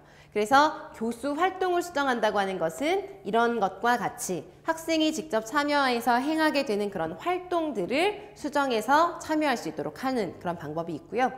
교수 전략이라고 하는 것, 방법 안에 전략이라고 하는 개념은 교사가 학생들을 가르치기 위해서 사용하는 전략들을 말하는 거예요. 그래서 전략은 어떤 게 있을 수 있을까요? 예를 들면 수업의 형태. 저는 지금 강의식으로 하고 있죠, 그렇죠? 근데 때에 따라서는 토론식으로 하자.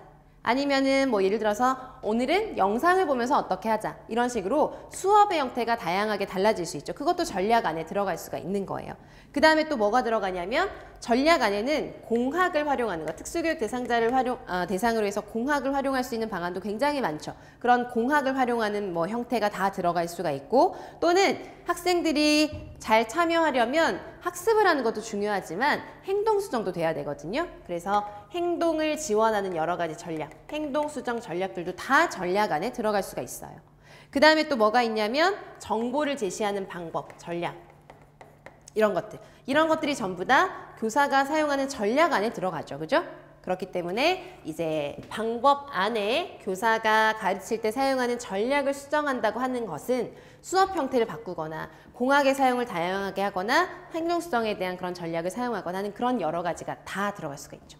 자, 그 다음에 마지막으로 방법 안에 들어가는 게 이제 자료가 있는데 자료라는 건 말 그대로 시각적으로, 청각적으로 또는 촉각적으로 다양한 감각의 어떤 모든 부분들을 활용을 해서 다양한 자료를 다감각적으로 활용할 수 있도록 하는 거예요. 그러니까 뭐 무조건 모든 학생들에게 다감각적으로 해야 된다는 뜻이 아니라 이제 학생들의 필요에 따라서 다양한 그런 방식으로 자료를 시각적으로 제시할 수도 있고 촉각적으로 제시할 수도 있고 아니면은 뭐 영상으로 보여줄 수도 있고 다양하게 자료를 제시하자는 것이죠. 그래서 활동이나 전략이나 자료를 수정해서 우리가 참여시키고자 한다면 그건 교수 방법의 수정이 된다라는 겁니다. 이해되시겠죠? 자, 그 다음에 또 하나는 이제 교수 방법이 나왔으니까 뭐가 나올까요? 교수 내용의 수정이 나오게 되는 거예요. 교수 내용. 자, 그러면 방법은 뭐고 내용은 뭘까요? 방법은 우리가 잠깐도 얘기했지만 how, 어떻게 할까라는 것에 대한 내용이 되는 것이고요. 내용이라고 하는 것은 가르치는 것 자체를 의미를 하는 거예요. 가르치는 내용, what에 해당되는 무엇을 가르치느냐. 내용 자체를 우리가 수정을 하는 거예요. 방법은 그러니까 뭘까요? 내용은 어떻다는 걸까요? 만약에 방법만 수정하면 내용은 같은데 방법을 수정할 수 있는 거예요. 그런데 이건 그냥 가르치는 내용 자체를 바꾸자는 거예요. 그래서 이거는 뭐라고 기억하시면 좋으냐면 교수 내용에 수정을 한다는 것은 교수 내용의 수준을 바꾸는 것이다 라고 생각하시면 돼요. 수준. 더 쉬운 수준. 이해되시죠? 똑같은 내용이지만 기본 개념이나 이런 건 같을 수 있겠지만 그거에 따른 수준을 다르게 한다라고 생각을 하시면 되는 거예요. 그래서 이 수준을 다르게 하는 방식은 이제 이것도 책에 보면 이제 간단하게 나와 있습니다만 그 내용은 수준을 다르게 한다는 건 그 내용에다가 뭔가를 더 보충하는 내용을 더해줄 수도 있는 것이고요. 아니면 이걸 그대로 전달하기가 좀 어렵겠다라고 생각이 들면 그 내용을 좀 더 단순화할 수도 있을 것이고 장애 학생들에게 아니면은 보충해도 안 되겠고 단순화해도 안 되겠는 거예요. 그러면 아예 변경, 바꿔서 대체의 내용을 줄 수도 있는 거예요. 변화를 시킬 수도 있는 거예요. 그래서 조금 이따 우리가 책을 볼 건데 이렇게 수준을 보충할 것이냐 뭐 단순할 것이냐 변화할 것이냐 이러한 수준에 따라 5등급으로 나누어서 내용을 수정하는 그런 것들을 나누어 놓은 체계가 있기도 합니다. 그건 좀 이따가 교재를 보면서 볼게요. 자, 그러면 여기서 여러분들이 좀 하나 생각해 두실 게 있는 게 이건 나중에 이제 뭐 교육과정 수정이나 이런 걸 할 때도 나오게 되는 것인데 지금 우리가 환경 집단화 방법 내용까지 봤습니다. 그렇죠? 요 두 가지에 대해서 여러분들이 좀 생각을 해 두실 필요가 있어요. 요 두 가지를 좀 구분하실 필요가 있어요. 뭐냐면 장애 학생을 일반 학급 수업에 참여시키기 위해서 우리는 방법을 수정할 수도 있고 내용을 수정할 수도 있잖아요. 그렇죠? 근데 어떤 게 더 많은 수정을 한 것일까요? 어떤 게 더 많은 걸 바꿔버린 걸까요? 방법만 바꿔주는 것과 내용 자체의 수준을 바꾸는 것 중에서 일반 학생이 일반적으로 참여하는 것과 어떤 게 더 거리가 멀어질까요? 이해되세요? 질문이? 뭐가 더 많은 수정을 해버리는 거죠? 내용, 그렇죠. 내용을 바꿔버리는 게 일반 학생들이 공부하는 그 원래의 내용에서 더 멀어지는 거예요. 그러니까 더 많은 수정을 해버리는 거고 그런 것은 결국은 그게 지속되다 보면 더 많이 분리가 되어버릴 수 있는 거예요. 그래서 이제 우리가 뒤에서도 책에서 보게 될 텐데 교수적 수정을 할 때 우리가 주의를 해야 되는 지침 중에 하나가 뭐가 있냐면 교사는 교수적 수정을 할 때 교수 방법과 내용 중에서 뭘 우선적으로 수정을 해봐야 될까요? 방법을 먼저 해봐야 되는 거예요. 그래서 방법을 해보고 그래도 안 되면 내용을 수정하는 거죠. 처음부터 내용을 수정해버리면 너무 많은 걸 이제 더 수정을 해버리는 것이 되기 때문에 우선적으로 방법 수정을 한다는 거. 이런 것들을 좀 이제 이게 나중에 지금은 하지 않는데 나중에 중도장애 학생이나 뭐 이런 거 할 때 중다수준 교육과정, 중복교육과정 이런 거 할 때도 나오는 개념이에요. 그래서 이걸 하나 생각을 해주세요. 그래서 교수적 수정을 할 때는 최소한의 수정을 해서 최대한 참여시키는 게 중요하거든요. 그래서 내용보다는 방법 수정을 우선적으로 고려하고 그래도 안 되면 그때 내용 수정을 한다. 요거를 꼭 이제 머릿속에 이제 심어주시기 바랍니다. 자, 그래서 환경, 집단화 방법 내용 있고 마지막으로 뭐가 있냐면 평가 방법의 수정. 왜냐하면 이렇게 환경도 바꾸고 집단화도 다양하게 했고 장애 학생에게 방법도 다르게 썼고 평가도 다르게 했죠. 내용도 만약에 수정을 했다면 그대로 일반 학생들이 하는 방법을 그대로 적용해서 평가하면 안 되겠죠. 그래서 평가 방법도 다양하게 수정하게 되는데 이 부분도 요새 최근에 기출문제로 이 부분에서 많이 나오고 있어요. 그래서 대안적인 평가 방법, 평가의 변형 방법 이런 것들이 이제 책에 보면 다양하게 다 나와 있는데 그런 점들이 다양하게 나와 있습니다. 그러니까 뭐 여기에는 모든 온갖 평가 방법이 다 들어갈 수가 있어요. 포트폴리오가 들어갈 수도 있고 자기평가가 들어갈 수도 있고 학생들끼리의 상호평가가 들어갈 수도 있고 여러 가지가 다 들어갈 수 있습니다. 자, 그래서 지금 여러분들이 이제 꼭 머릿속에 구조화를 하셔야 되는 것은 이제 교수적 수정의 개념은 이런 것이며 5가지 유형이 있고 5가지 유형이 각각 갖는 그런 개념은 이런 것이다. 라는 걸 꼭 알아두시고요. 지금 여기 나온 게 모두가 굉장히 중요한 키워드인데 요대로만 문제가 나오는 게 아니라 책에 보시면 각 유형에 대한 여러 가지 설명들이 많이 나와 있습니다. 이런 걸 다 포괄적으로 다양하게 알고 계셔야 돼요. 그래서 49페이지부터 이제 지금까지 한 내용을 교재에서 간단하게 보시면 정의가 나와 있죠. 이건 읽어보시면 되고 우리가 했었으니까. 그 다음에 뭐 교수적 수정 유형의 다양한 분류 체계가 나와 있는데 이것도 참고로 보시면 됩니다. 수정의 범위에 따라서 일상적인 수정을 했는지 아니면 특수화된 수정을 했는지 나누기도 하고요. 장애 정도에 따라서 경도냐 중도냐 나누기도 하고 50페이지로 넘어가서 뭐 학교의 어떤 학교 급별로 초등학교, 중학교 뭐 이렇게 나누기도 합니다. 거기 참고로 보시면 되겠습니다. 자, 그 다음에 두 번째 50페이지 아래쪽에 보시면 교수적 수정의 5가지 유형의 윤곽이라고 나와 있죠. 2009년부터 쭉 해서 기출문제 굉장히 많이 나왔죠. 그렇죠? 자, 5가지 유형은 그림에서처럼 우리가 본 것처럼 그림으로 이렇게 정리를 할 수가 있겠고요. 바로 환경의 수정으로 가서 보세요. 다시 한번 복습을 해보시면 교수 환경의 수정은 거기 보시면 의미를 보시면 교수 환경의 수정은 일반 학급의 무슨 및 무슨 환경인가요? 물리적 및 사회적 환경을 포함한다. 이렇게 되어 있죠? 그래서 그냥 물리적인 환경만 포함한다라고 무심코 생각할 수가 있는데 그게 아니라는 걸 꼭 생각하시기 바랍니다. 그래서 거기 보시면 조명, 소음 보이시죠? 그 다음에 뭐 정돈 상태, 가구 배열, 접근성 이런 게 대표적으로 수정 요소로 들어가는 것이에요.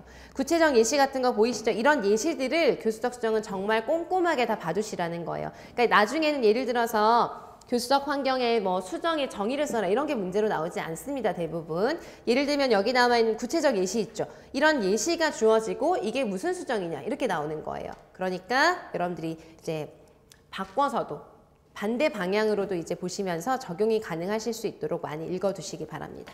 자, 그 다음에 집단화의 수정 설명드렸죠? 여러 가지 이제 교수를 가장 적합하게 할 수 있도록 하기 위한 다양한 종류. 표에 보시면 옆에 설명이 나와 있는데 설명도 간단해요. 읽어보시면 이해가 다 되시고요. 대집단, 그 다음에 교사 주도적인 소집단, 협동학습, 그죠? 그 다음에 넘어가서 학생 주도의 소집단, 아니면 또래교사, 1:1 자습. 이게 가장 대표적인 것이고요. 뭐 이것 외에도 다양한 집단화의 형태가 모두 다 포함이 됩니다. 자, 그 다음에 협동학습의 형태라고 해서 간단하게 표로 나와 있는데 이건 우리가 좀 다음 시간에 쉬는 시간 지나고 다음 시간에 자세하게 볼 내용이고 이 부분은 굉장히 좀 요약이 되어 있고요. 뒷부분에 굉장히 자세하게 나와 있어요. 그때 보도록 할게요. 그래서 협동학습도 보시면은 계속 기출문제가 많이 나오고 있습니다. 그래서 지금 간단하게 그냥 구분해서 나와 있는 유형의 그냥 명칭만 그룹조사, 그 다음에 뭐 직소, 그 다음에 함께학습, 스테드, 뭐 팀보조 개별화 뭐 이런 식으로 그냥 유형의 명칭만 눈에 좀 익혀두시고 뒷부분에서 자세하게 보도록 할게요. 자, 그 다음에 방법 보시면 53페이지의 방법 안에 괄호에서 뭐가 나와 있죠? 활동, 전략, 자료 세 가지가 모두 포함이 되는 거예요. 활동은 누구 중심이라고요? 학생들을 중심으로 하는 말 그대로 학생들이 참여하는 활동 자체를 수정을 하는 거예요. 그래서 말씀드린 게 여기 다 나와 있습니다. 차시를 고려하는 것, 단계를 나누는 것, 양 줄이는 것, 쉽게 구체적으로 바꿔주는 것, 아니면 과제 자체를 자료 중심적인 것이 아니라 활동 중심적으로 바꿔주는 것, 이런 게 다 들어가고요. 전략, 교수하기 위해서 사용되는 모든 전략이 포함되는 겁니다. 넘겨서 보시면은 54페이지에 보시면 수업 형태, 공학, 강화 전략, 뭐 행동 강화 전략, 뭐 여러 가지가 다 들어가죠. 그러니까 교사가 사용하는 방법들이 여기다 들어간다고 생각하시면 돼요. 교사가 사용하는 방법이. 자, 그 다음에 자료도 마찬가지로 학생들이 어떤 자료를 보고 그것에 대해서 이해할 수 있도록 제시하는 자료라던가 아니면 학생들이 그 제시한 자료에 대해서 반응하는 그런 방식이라던가 이런 걸 수정하는 모든 게 다 들어갈 수가 있습니다. 그래서 자료의 수정은 그렇게 정리가 됩니다. 자, 그 다음에 내용의 수정에서는 아까 내용은 뭐라고 했죠? 수준을 생각하시면 된다고 했어요. 그래서 제시하는 내용의 수준을 쉽게 더 간단하게 이런 식으로 바꿔주는 걸 말하는 것입니다. 그래서 아까 말씀드렸죠? 책에 5등급이 나와 있어요. 내용을 수정하는 것이랑 관련된 5등급 55페이지에 보시면 이것도 교수적 수정의 내용 수정이랑 관련해서는 항상 여기저기 많이 나오는 내용이라 여러분들이 참고로 알아주실 필요가 있습니다. 자, 1등급에서 5등급으로 가면 갈수록 수정은 더 많이 한 것일까요? 덜한 것일까요? 보시면, 얼핏 보시면. 1등급에서 5등급으로 갈수록 수정을 완전히 많이 하고 있는 방향으로 가는 거예요. 자, 1등급은 보세요. 여기에서 같은, 다른이라는 것의 기준은 누구랑 같고 다른 걸 말하는 걸까요? 일반, 그렇죠. 일반 학생들과 같은 활동, 같은 교수 목적, 같은 자료를 쓰는 거예요. 그러니까 이건 내용 중에서도 거의 수정을 많이 안 한 게 바로 1등급이 되는 거예요. 그죠? 그런데 2등급은 보세요. 같은 활동인데 좀 더 쉽게 하지만 같은 자료를 쓰는 거예요. 요건 이제 활동에서의 내용만 약간 바꿔주는 것이죠. 그죠? 자, 그 다음에 3등급은 같은 활동을 하긴 해요. 그런데 다른 교수 목적, 다른 교수 자료를 쓰는 거예요.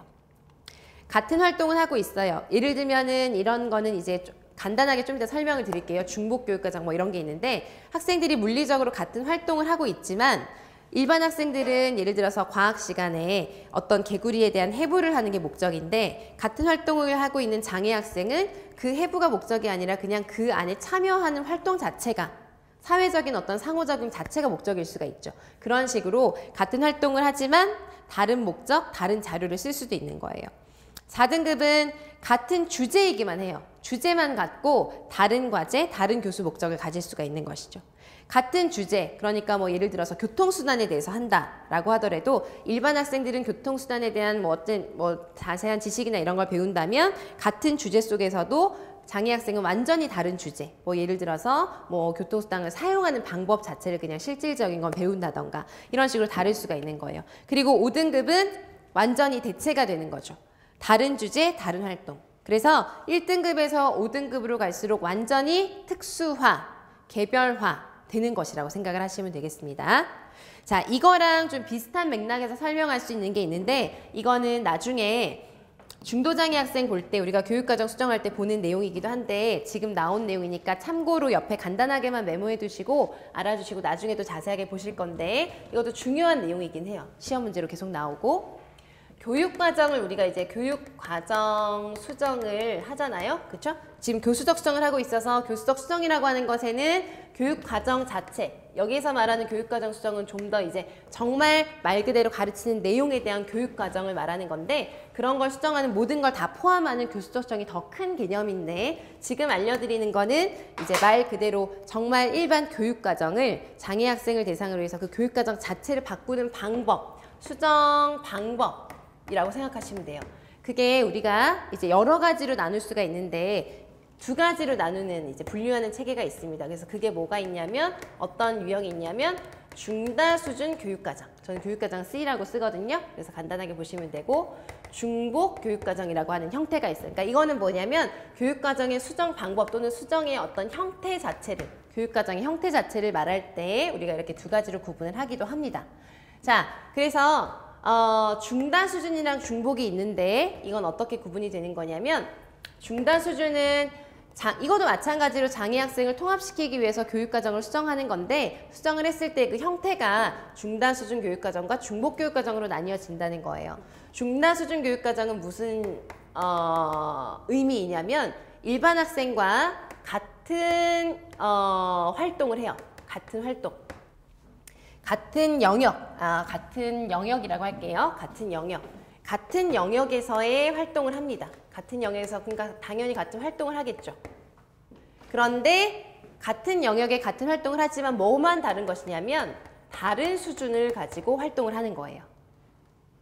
같은 영역이지만 다른 수준의 활동을 하는 거예요. 그러니까 같은 영역의 활동에 참여한다는 뜻입니다. 혹시 이게 헷갈리시는 건 지우셔도 돼요. 같은 영역에 참여하는 활동을 하고 있지만 다른 수준, 그 개인에게는 다른 수준의 활동을 제시하는 거예요.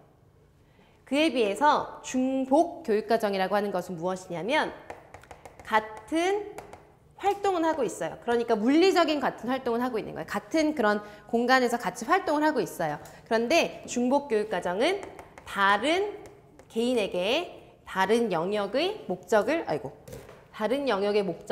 제시를 하는 것이죠.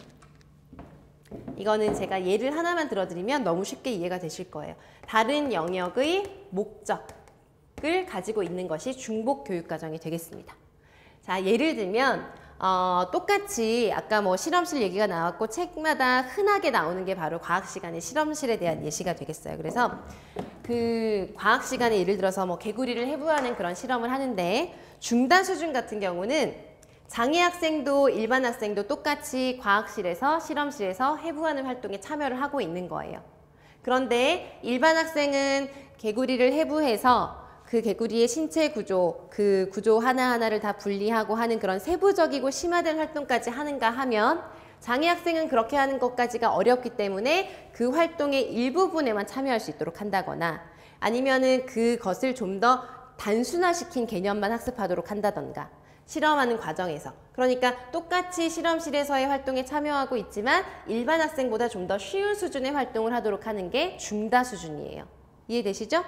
그런데 중복 교육과정으로 만약에 똑같은 활동을 그렇게 하게 된다면 일반 학생과 장애 학생이 둘 다 실험실에서 해부 활동을 하는 것에 참여하고 있지만 일반 학생의 목적은 그럼 뭘까요? 과학실에, 과학교과에 개구리의 어떤 뭐 해부라는 것, 과학 영역에서의 목적이겠죠. 그런데 장애 학생은 그게 목적이 아니라 뭐 일반 학생과의 의사소통, 해부하는 것 그 자체에 막 참여하고 그 지식을 알아야 되는 게 목적이 아니고 장애 학생은 그 활동에 참여하면서 다른 친구들과 얘기하고 의사소통하고 질문하고 하는 거에 영역에 그 목적을 두는 거예요. 그러니까 중복교육과정은 일반 학생은 과학과에 대한 목적을 가지고 있지만 같은 활동을 하면서 장애 학생은 뭐 의사소통에 대한 목적을 가지고 있을 수도 있고 사회과에 대한 목적을 가지고 있을 수도 있는 거죠. 그죠? 그래서 이제 교육과정 수정은 이렇게 다양하게 할 수 있다는 영역의 어떤 형태로서 중다 수준과 중복교육과정을 제시하는데 이것도 보시면 어떤 게 더 많은 수정을 한 것일까요? 어떤 게 더 많은 수정을 해서 어떤 게 더 많이 일반 학생과 멀어지는 형태일까요? 중복, 그쵸? 그러니까 뭘 우선적으로 생각해야 될까요? 중다 수준. 중다 수준을 우선적으로 고려하고 그래도 좀 어려우면 중복교육과정을 적용해야 된다라는 그런 지침들이 있어요. 그거랑 이거랑 마찬가지예요. 여기에서 보세요. 2등급 보시면 같은 활동에 좀 쉬운 걸 제시할 수도 있지만 3등급은 같은 활동을 하지만 다른 목적이 돼버리잖아요. 그렇죠? 그러니까 이것도 마찬가지로 내용 수정을 할 때에도 좀 덜 수정하는 걸 우선적으로 고려해 가면서 적용을 해야 되는 거예요. 그러니까 처음부터 장애 학생을 너무 평가절하하거나 너무 제한적으로 생각을 해서 참여를 많이 하지 않고 그냥 쉽게 그냥 완전히 참여할 수 있는 것으로만 이렇게 할 것이 아니라 좀 도전적인 과제를 포함해서라도 최소한으로 수정을 하고 최대한으로 참여할 수 있도록 해야 된다는 거 알아두셔야 되겠습니다. 그래서 저 내용은 또 보시게 될 거예요. 근데 이 내용이랑 좀 비슷하게 연관될 수 있는 것이라서 말씀을 드렸습니다. 방금 말씀드린 이제 중다 수준, 중복교육과정 이런 거랑 좀 비슷한 어떤 개념이 56페이지 위에 보면 참고로 그림이 나와 있어요. 이거 참고로 보시면 돼요. 참고로.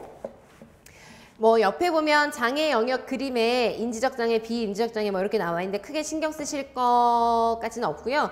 그러니까 그냥 이 정도로만 생각하시면 돼요. 장애가 있는데 인지적 장애가 있는 것과 비인지적 장애가 있는 것 중에 어떤 게 학습에 더 어려움이 있을까요?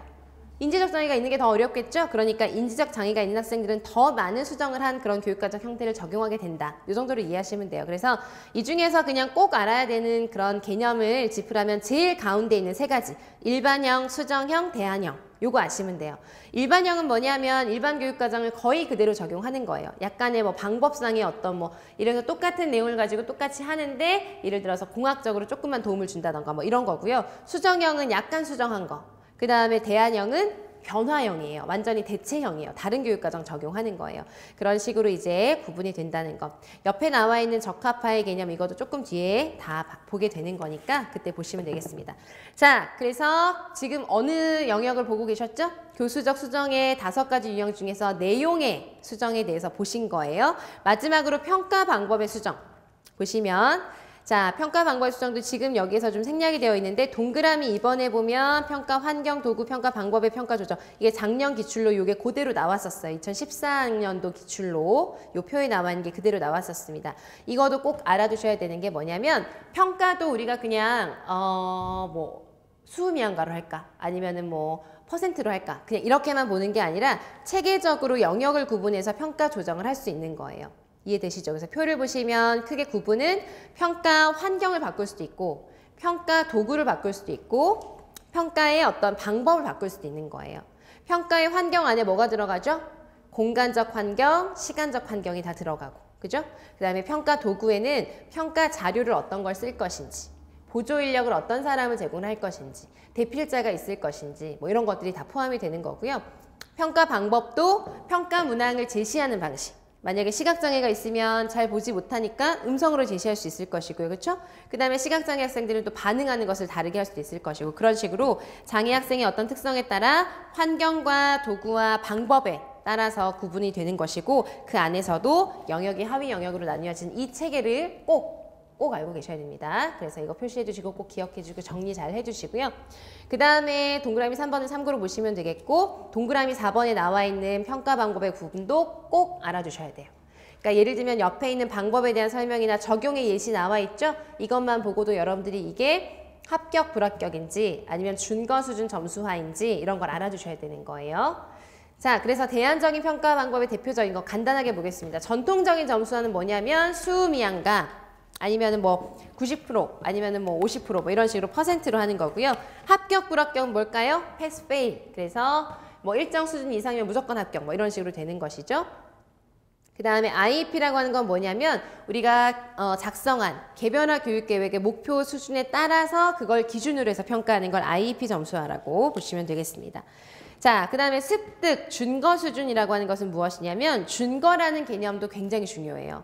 준거는 우리가 다음 주에 특수교육 평가하면서 보게 되는 준거 참조 평가 뭐 이런 거 할 때 보게 될 텐데 준거라고 하는 것은 어떤 정해놓은 수준 같은 거라고 생각을 하시면 돼요. 목표 수준. 그래서 거기에 도달하면 통과. 이런 식으로 정해놓은 개념이 준거 수준 점수화. 이거는 옆에 보면은 적용 예시가 나와 있는데 그거 보시면 쉽게 이해가 됩니다. 50개 주의 수도 중에서 38개 이상 이름을 말하면 통과 이렇게 되는 거예요. 38개라는 준거 수준이 있는 거예요. 이해되시죠? 그래서 그런 식으로 하는 점수화고요. 자, 다면적 점수화. 다면적 점수화는 뭐냐면 다면이니까 뭘까요? 여러 가지 면을 평가하는 거예요. 누구의? 학생의 여러 가지 면. 학생의 지식, 학생의 노력, 학생의 뭐 창의성, 학생의 뭐 행동, 학생의 태도 이런 식으로 학생의 여러 면을 평가한다. 다면적 점수화. 이런 거 그냥 명칭을 알고 계셔야 됩니다. 나중에는. 그래서 지금은 여러분들이 이게 무슨 방법인지 이해하시고 용어 정리를 잘 해두셔야 돼요. 자, 그 다음에 넘어가서 다면적 점수화랑 약간 헷갈릴 수가 있는데 공동 점수화예요. 다면적 점수화는 누구의 다면? 학생의 다면적인 면을 점수화하는 거고요. 지금 나온 공동 점수화는 여러 명이서 점수를 매기는 거예요. 그러니까 누가 여러 명? 교사가 여러 명이라고 생각하시면 돼요. 그래서 공동 점수화는 2 이상의 교사가 점수를 결정하는 것이다.